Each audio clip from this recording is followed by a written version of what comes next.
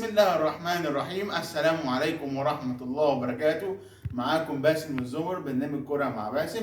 النهارده هنحلل ماتش الاهلي وسان جورج اللي انتهى منذ قليل 4-0 للنادي الاهلي، وكمان خلاص كده مجموع اللقاءين 7-0. النادي الاهلي طبعا اللي جاب الجوان بسم الله ما شاء الله، 2 مجدي الصياد قفشه، و2 الفولت العالي كهربا. الله الله يا كهربا، ايوه كده كهربا النهارده كان لعبه وعنده حماس. النهارده كهربا لعيب جميل. النهارده الاهلي لعب الشوط الاول 10/10، والشوط الثاني ولا احلى ولا اروع ولا اجمل.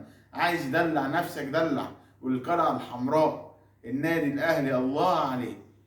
خلاص الاتحاد الافريقي اعلن، وبرضه نبارك النادي بيراميدز 6-1، 4 مصطفى فتحي، 1 فخري اللقاي وابراهيم عادل. الله الله الله، كده بيراميدز كده خلاص صعد، والاهلي الحمد لله كده صعد. الاتحاد الافريقي اعلن الجمعه الجايه يوم 6 اكتوبر قرعه دوري المجموعات لدوري ابطال افريقيا.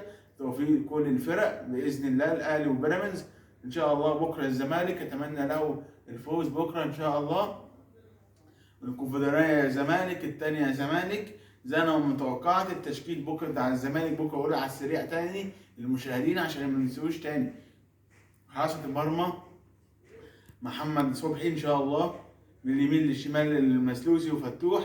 قلبي دفاع محمود علاء والزناري. 2 ارتكاز السيسي ودونجا ان شاء الله باذن الله. قدامهم اوباما وزيزو ومصطفى شلبي وسيف الجزيري باذن الله. كل التوفيق لنادي الزمالك، وكل توفيق للنادي الاهلي وافريقيا يا اهلي. ال 12 الاهلي، الثانيه زمالك، كونفدراليه زمالك. ما تنسوش تعملوا اشتراك للقناه على الفيسبوك وعلى اليوتيوب. الكره مع مين؟ الكره مع باسم.